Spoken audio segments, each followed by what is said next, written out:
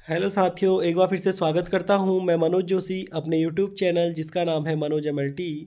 तो साथियों, आज हम बात करने वाले हैं all India institute of medical science new Delhi के द्वारा जो वैकेंसी निकाली गई हैं देश के विभिन्न एम्स मेडिकल कॉलेजों के लिए। तो उसमें जो वैकेंसियाँ निकली हैं उसके बारे में हम बात करेंगे। आप वीडियो में बने रहें। अगर आप मेरे चैनल पर पहली बार हैं तो मेरे चैनल को सब्सक्राइब कीजिएगा, बगल में जो बेल आइकन है उसे आप जरूर प्रेस कीजिएगा ताकि जो भी वीडियो मैं अपने चैनल पर अपलोड करूं उसका नोटिफिकेशन आपके पास पहुंच सके। तो वीडियो में आगे बढ़ते हैं। जो कि मैंने आपको बताया कि जो वैकेंसी निकाली गई है एम्स के जितने भी जो भी कॉलेज हैं, लगभग 10 एम्स के कॉलेजों के लिए मेडिकल कॉलेजों के लिए ये वैकेंसी निकाली गई है, जो कि है आपके। मैं भी थोड़ी देर में आपको बताता हूँ कौन कौन से कॉलेज हैं। सबसे पहले हम इसका जो नोटिफिकेशन जो आप इसका निकला हुआ है वो आपका है 17/11/2023 को ये नोटिफिकेशन निकला है, जहाँ से आपके फॉर्म फिल होना स्टार्ट हो चुके हैं। 17/11/2023 से फॉर्म फिल होना स्टार्ट हो चुके हैं। इसमें हमारा मेन फोकस रहेगा मेडिकल लैब टेक्नोलॉजिस्ट के का जो जो पोस्टें हैं उन पर रहेगा। तो हम नीचे को देख लेते हैं इसमें क्या क्या चीज़ें दी हैं। ये आप देख सकते हैं यहाँ पर। तो हम सीधे यहाँ पर देखते हैं नीचे जो हमारा पोस्ट है वो कितने हैं ये देखते हैं। तो जैसे कि आप देख सकते हैं इसमें 100 पोस्टें दी गई हैं। तो जो 40 नंबर की जो पोस्ट है, जैसे आप स्क्रॉल करेंगे तो 40 नंबर पे जो पोस्ट है आपकी वो है लैब अटेंडेंट्स की है, ग्रेड सेकंड की। तो इस पर आपका ये पोस्टें हैं, मैं आपको दिखा दूं। लैब अटेंडर ग्रेड 2 ये है आपके एम्स भोपाल के लिए निकली है, देवघर के लिए निकली है, एम्स गुवाहाटी के लिए निकली है, एम्स जोधपुर के लिए निकली है, एम्स पटना, एम्स रायबरेली के लिए ये जो लैब अटेंडर की जो पोस्टें निकली हैं यहाँ पर निकली हुई है। तो ये इसमें आपको मैं एज लिमिट की बात करूँ तो इसमें आपकी एज होनी चाहिए लैब अटेंडर में। अगर आप फॉर्म फिल करते हैं तो आपकी एज होनी चाहिए 18 से 27 साल आपकी एज मांगी गई है। और इसमें जो पे लेवल होगा वो लेवल 2 का होगा, ठीक है। और इसमें इसेंशियल क्वालिफिकेशन की बात हम करें तो आपको दिया गया है 10+2 विथ साइंस। आपका जो 10+2 है वो साइंस से होना चाहिए। और सेकंड है आपका diploma in medical lab technology, आपका DMLT मांगा गया है। और डिजायरेबल में आपका मांगा गया है 2 ईयर का एक्सपीरियंस, आपके पास 2 साल का एक्सपीरियंस भी होना चाहिए, ठीक है। तो ये है आपका लैब अटेंडर का ग्रेड 2 का पोस्ट। और अब नीचे हम बढ़ते हैं। अगली पोस्ट है आपकी 41 नंबर पे जो है आपकी लैब टेक्नीशियन की, ठीक है। लैब टेक्नीशियन की ये पोस्ट है। इसमें आप देख सकते हैं ये पोस्ट आपकी आपको बता दूं कहाँ कहाँ पर आपकी निकली है। लैब टेक्नीशियन की एम्स भोपाल के लिए निकली है, एम्स देवघर के लिए निकली है, एम्स गुवाहाटी, एम्स जम्मू और एम्स जोधपुर और एम्स रायबरेली के लिए वैकेंसी निकली है, ठीक है। तो जो हमारा लैब टेक्नीशियन की जो वैकेंसी है उसमें आपका एज लिमिट की बात करें तो उसमें आपकी 20 to 30 ईयर आपकी एज लिमिट मांगी गई है। और पे लेवल आपका लेवल 5 का रहेगा। और इसेंशियल क्वालिफिकेशन की हम बात करें तो आप देख सकते हैं इसमें क्वालिफिकेशन आपकी मांगी गई है 10+2 साइंस। और सेकंड चीज़ मांगी गई है diploma in medical lab technologies. और डिजायरेबल में मांगा गया है BSc इन मेडिकल लैब टेक्नोलॉजी। या तो आपका DMLT होना चाहिए या फिर BSc MLT आपका मांगा गया है, ठीक है। तो यहाँ पर कोई एक्सपीरियंस की बात नहीं करी गई है। तो आप लोग अगर आप फ्रेशर भी हैं तो आप इसको भर सकते हैं इस फॉर्म को, ठीक है। तो इसमें बहुत अच्छा जो पे लेवल है बहुत अच्छा है लेवल 5 का। और जो भी कैंडिडेट इसके लिए एलिजिबल हैं वो आप ज़रूर भरें, क्योंकि वैकेंसियाँ बहुत कम आती हैं। और एम्स में क्योंकि सालों लग जाते हैं, 2-2 3-3 4-4 साल में, 5-5 साल में ये वैकेंसियाँ आती हैं। तो इसलिए आप तैयारी अपनी शुरू कर दें। तो आगे बढ़ते हैं। हम बात करते हैं अगली वैकेंसी जो है वो है आपकी लैब टेक्नोलॉजी की, सीनियर लैब टेक्नोलॉजिस्ट की। वो है आपकी पोस्ट नंबर ये है आपकी 80 नंबर पर है ये पोस्ट। 80 नंबर की जो पोस्ट है वो है आपकी सीनियर टेक्नीशियन की। तो इसमें क्या चीज़ें मांगी गई हैं हम देखेंगे सीनियर लैब टेक्नोलॉजिस्ट में के लिए। तो आपका इसमें मांगा गया है इसमें जो एज लिमिट है आपकी नॉट एक्सीड 40 ईयर, 40 साल से ज़्यादा नहीं होना चाहिए जो भी इसको इस फॉर्म को फिल करेगा। और ये पे लेवल इसका 7 है। इसमें आपका मांगा गया है क्वालिफिकेशन आपसे BSc in medical lab technology और equivalent 10 year experience in concerned field. ठीक है, आपका 10 साल का इसमें एक्सपीरियंस मांगा गया है और बीएससी एमएलटी इसमें मांगा गया है। और इसमें और चीज़ें मांगी गई हैं फॉर पोस्ट इन एनेस्थीसिया, ये तो अलग चीज़ है। अगर आप बीएससी एमएलटी वाले हैं तो आपसे 10 ईयर का एक्सपीरियंस मांगा गया है। और ये जो वैकेंसी निकली है ये निकली है एम्स रायबरेली में निकली है, एम्स भोपाल में निकली है। यहाँ पर आपकी जो है सीनियर लैब टेक्नीशियन की वैकेंसी निकली हुई है। और हम आगे को बात करते हैं इसमें आपका जो फॉर्म फिल आप कब से कब तक कर सकते हैं। जो फॉर्म फिल करने की जो स्टार्टिंग डेट है वो 17/11/2023 से आपका 1/12/2023 तक का रहने वाली है। तो इसकी लास्ट डेट बहुत नज़दीक है, 1 दिसंबर को इसकी लास्ट डेट है। 5 बजे तक आप इसको फिल कर सकते हैं। ठीक है दोस्तों, अब इसमें हम बात करते हैं इसमें फ़ी क्या रहने वाली है, आप लोगों की फ़ीस क्या रहने वाली है हम इसमें देखेंगे। तो अगर आप जनरल कैटेगरी से हैं तो आपको 3,000 रुपये इसमें पे करना होगा।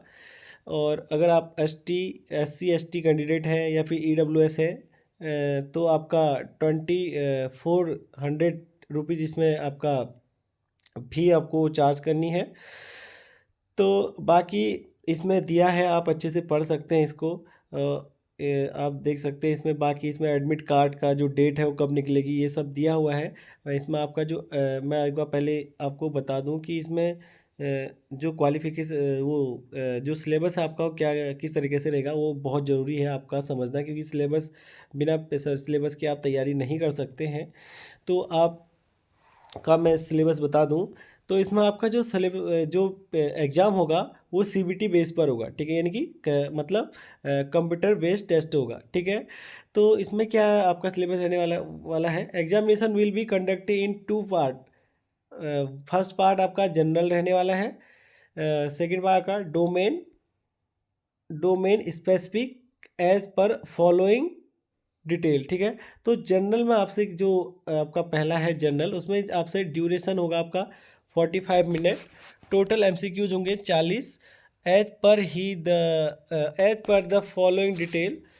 जनरल इसमें जो आपका इसमें जो 10 नंबर का होगा वो जनरल इंटेलिजेंस एंड रीजनिंग से आएगा। और उसके बाद general awareness and knowledge of computer, उसमें से 10 नंबर का आएगा। क्वांटिटेटिव एप्टीट्यूड में से भी 10 नंबर का आएगा। English Hindi language and comprehension, इसमें से भी आपका 10 नंबर का आएगा। टोटल ये 40 नंबर का आपका जो पहला पार्ट है उसमें से आपका 40 नंबर का आएगा। जो सेकंड पार्ट होगा जो होगा डोमेन स्पेसिफिक ड्यूरेशन, जिसमें से आपका जो आपका जिस भी आप पोस्ट के लिए भर रखा आपने फॉर्म, उससे आपके क्वेश्चन पूछे जाएंगे आपके सब्जेक्ट से। हम बात कर रहे हैं अभी BSc MLT की, तो मेडिकल लैब टेक्नोलॉजीज़ की, तो आपके जो सब्जेक्ट थे माइक्रोबायोलॉजी, बायोकेमिस्ट्री, एनाटमी, फिजियोलॉजी, इनमें से आपके क्वेश्चन इसमें पूछे जाएंगे सेकंड पार्ट में। तो इसमें भी 45 मिनट का आपका टाइम रहेगा। टोटल क्वेश्चन आपके 40 रहेंगे, यानी कि टोटल क्वेश्चन आपके 40 रहेंगे फर्स्ट फेज में भी और सेकंड फेज में भी, यानी कि जो टोटल क्वेश्चन होंगे वो 80 क्वेश्चन होंगे। ठीक है, जो अब बाकी इसमें दिया गया the syllabus will be in according with the educational qualification and experience essential desirable as mention in the advertisement as applicable. ठीक है, तो आपका जो सेकंड पार्ट होगा तो उसमें क्या होगा, जो आपके सब्जेक्ट है जो आपने कोर्स किया है उससे क्वेश्चन करे जाएंगे। ठीक है, तो ये तो आपके जो सिलेबस है उसकी बात है। बाकी इसमें आपका दिया है क्वालिफिकेशन एंड अदर क्राइटेरियाज। ठीक है, इसमें आपको मैं ये भी पढ़ के बता देता हूँ। Each question will carry equal marks 1 each, ठीक है। हर क्वेश्चन का आपका जो वो होगा, हर क्वेश्चन का आपका एक मार्क्स का आपका क्वेश्चन होगा। उसके आगे देखिए, there will be no negative marking for any wrong answer. अब इसमें सबसे अच्छी बात यह है कि इसमें कोई भी नेगेटिव मार्किंग नहीं है, आपको कोई भी क्वेश्चन नहीं छोड़ना है, ठीक है। सारे क्वेश्चन आपको करके आने हैं। अभी से तैयारी शुरू कर दो, अगर आपने तैयारी शुरू नहीं करी है तो अभी से तैयारी शुरू कर दो, ठीक है।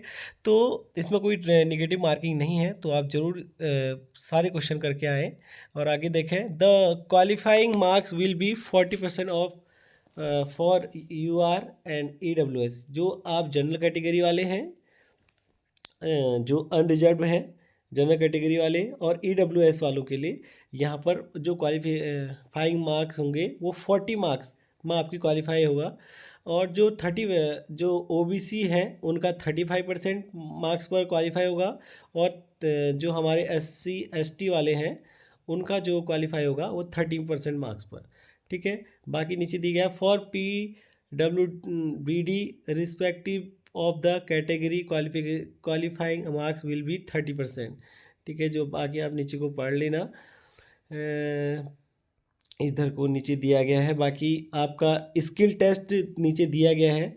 ये जो भी आप मेडिकल लैब टेक्नोलॉजिस्ट का भरेंगे, उसमें जो सीनियर लैब टेक्नोलॉजिस्ट का है उसमें आपका इंटरव्यू होगा, आपका स्किल टेस्ट उसमें होगा, क्योंकि उसमें एक्सपीरियंस मांगा गया है। और जो आपका मेडिकल लैब टेक्नोलॉजिस्ट का है तो उसमें कोई भी आपका स्किल टेस्ट नहीं होगा, ठीक है साथियों। तो ये है आपका जो कि एम्स से न्यू दिल्ली द्वारा निकाली गई जो वैकेंसियां हैं विभिन्न एम्स के हॉस्पिटल्स के लिए। तो इसका मैं आपको इसमें हम बात करते हैं जो एडमिट का जो एग्जामिनेशन सेंटर है। तो यहाँ पर हम देख लेते हैं date and centre of examination, आप देख सकते हैं। तो 18 दिसंबर 2023 मंडे और 20 दिसंबर 2023 वेडनेसडे, ये आपके डेट हैं। ये डेट है आपकी टेंटेटिवली निकाला गया है। ये डेट टेंटेटिव डेट है, जिसमें कि आप ये कोई फिक्स डेट नहीं होती है, आगे भी बढ़ सकता है, ठीक है दोस्तों। इसमें ये फिक्स डेट नहीं है, लेकिन उन्होंने जो डेट निकाली है कि 18 और 20 को एग्ज़ाम होगा, ये टेंटेटिव है, ठीक है। और examination centre all major cities of India subject to receive of sufficient number of application, all reserve the right or to allot any city across India to any candidate respective of the choice of city made in the application, and no correspondence will be